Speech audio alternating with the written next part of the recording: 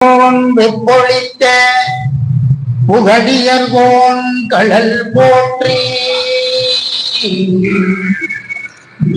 ஆழிமிசை கல்மிதப்பே அணைந்த பிரான் அடி போற்றி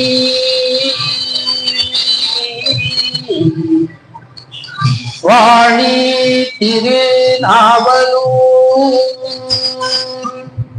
வன் தொண்டர் பதம் போற்றி ஊழிமலி திருவாத ஊரல் திருத்தாள் போற்றி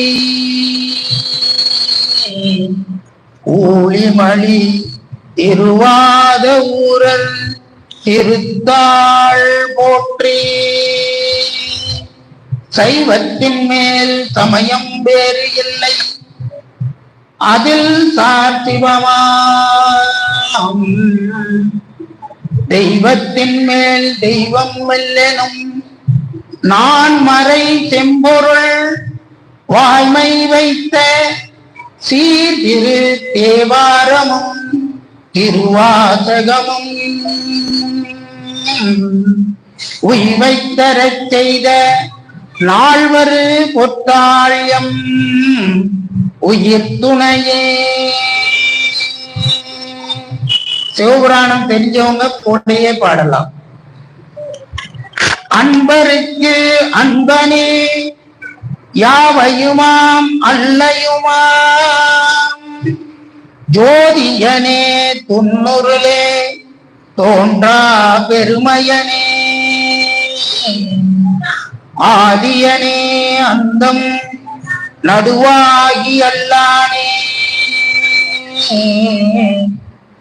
ஈத்தென்னை ஆட்கொண்ட எந்தை பெருமானே ஈத்து என்னை ஆட்கொண்ட எந்தை பெருமானே கூட்ட மெஞ்ஞானத்தால் கொண்டுணர்வார் தங்கருத்தின்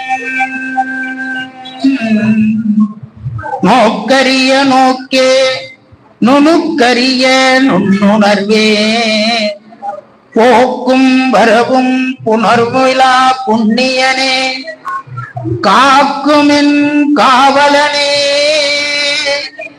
காண்பரிய பேரொழியே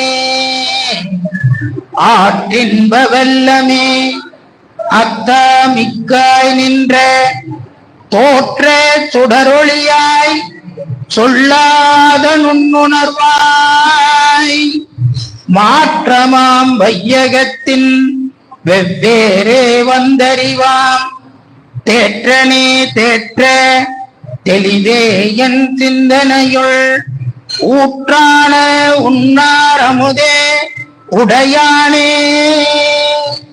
வேற்று விகார விடக்குடம்பினுக்கிடப்ப ஆற்றேன் எம் ஐயா அரணேயோ ஓ என்று ஆற்றேன் எம் ஐயா அரணே அரணே ஓ என்று போற்றி புகழ்ந்திருந்து பொய்கெட்டு மெய்யானார் மீட்டிங்கு வந்து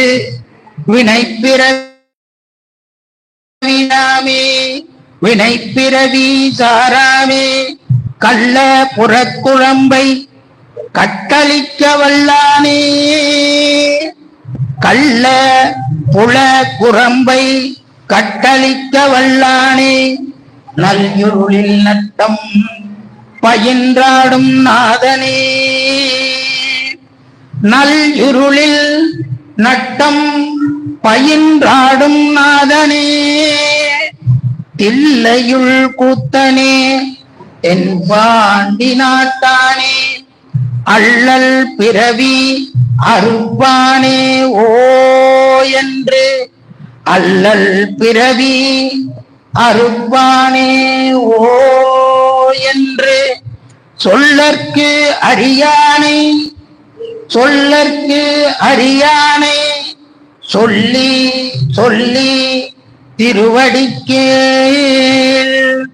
சொல்லற்கு அறியானை சொல்லி திருவடிக்கீழ் சொல்லிய பாட்டின் பொருள் உணர்ந்து சொல்லுவார். சொல்லிய பாட்டின் பொருள் உணர்ந்து சொல்லுவார். செல்வர் சிவபுரத்தின் உள்ளார் சிவனடிக்கே. செல்வர் சிவபுரத்தின் உள்ளார் சிவனடிக்கே பல்லோரும் ஏத்த பணிந்து பல்லோரும் ஏத்த பணிந்து. திருச்சிற்றம்பலம். தென்னாடுடைய சிவனே போற்றி, எந்நாட்டவருக்கும் இறைவா போற்றி. இந்த நமச்சிவாய மந்திரம் மிக பெரிய மந்திரம். ஒரு காலத்துல நாமெல்லாம் இன்னைக்கு ஏட்டுல எழுதி வச்ச உடனே நமச்சிவாய மந்திரம்னா என்னன்னு தெரியுது, சிவாய நமன்னா என்னன்னு தெரியுது. ஆனா அந்த காலத்துல இந்த மந்திரத்தை எல்லாம் உபதேசம் பெற்றுதான் சொல்லணும்னு ஒரு விதிமுறை இருந்து. அந்த உபதேசத்தை யார் செய்யணும்னா இறைவன் தான் செய்யும். அந்த இறைவன் எப்படி செய்வான் அப்படின்னு ஒரு வரைமுறை வைக்கப்பட்டதுன்னா, இறைவன் குருவாக எழுந்தருளி அந்த குருவினாலே இந்த மந்திரத்தை நாம் உபதேசம் பெற்றுக் கொள்ள வேண்டும். அப்படி இறைவன் எப்படி குருவாக எழுந்தருள்வார் என்று சொன்னா, நாம பல காலம் பல யுகங்கள்லாம் தவம் செய்யணும். அதுதான் மாணிக்கவாசகர் சொன்னார், நானேயோ தவம் செய்தேன் சிவாய நம என பெற்றேன் அப்படின்னு.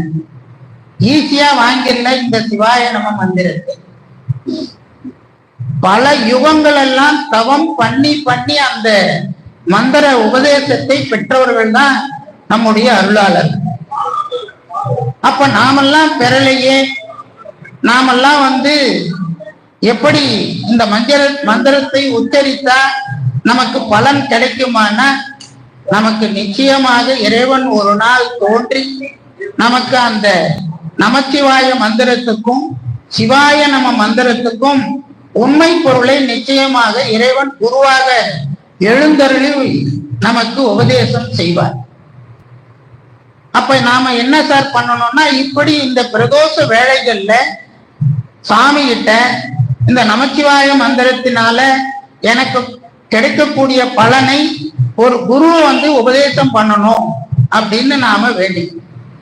அதனாலதான் இந்த நமச்சிவாய மந்திரத்தை இப்படிப்பட்ட பிரதோஷ நேரத்துல அனைவரும் ஒன்று சேர்ந்து சொன்னோம் அப்படின்னா, நமக்கு இருக்கக்கூடிய அந்த துன்ப கடல்ல இருந்து இறைவன் நீக்கி இந்த உலகத்திலே இருக்கக்கூடிய அத்தனை துயரங்களையும் நீக்கி இறைவன் நல்வழி காட்டுவான் என்பதுதான் இந்த நமச்சிவாய மந்திரத்தினுடைய உட்பொருள். ஆகவே நாமெல்லாம் என்னைக்காவது ஒரு நாள் இந்த உட்பொருளை நாம தெரிந்து கொள்வோம் என்கின்ற நம்பிக்கையில நமக்கெல்லாம் வாழ்த்த வாய் கொடுத்திருக்கிறார் இறைவன். நினைக்க மட நெஞ்சை கொடுத்திருக்கிறார். இந்த தலையை வணங்குவதற்கு கொடுத்திருக்கிறார். அப்படிப்பட்ட அந்த ஐம்பொறிகளை கொண்டு இறைவனை நாம் இந்த நேரத்திலே இந்த நமச்சிவாய மந்திரத்தை சொல்லி நாம் வழிபாடு செய்ய வேண்டும். இப்ப நான் அந்த சிவாய மந்திரத்தை சொல்றேன், நீங்க எல்லாம் பின்னாடி சொல்லும்படி மிக அன்போடு கேட்டுக்கொள்ளுகிறேன். சிவாய நமோ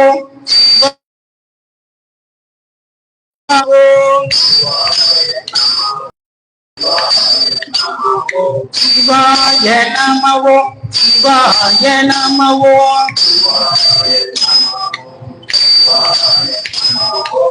ஓம் நம சிவாய சிவாய நமோ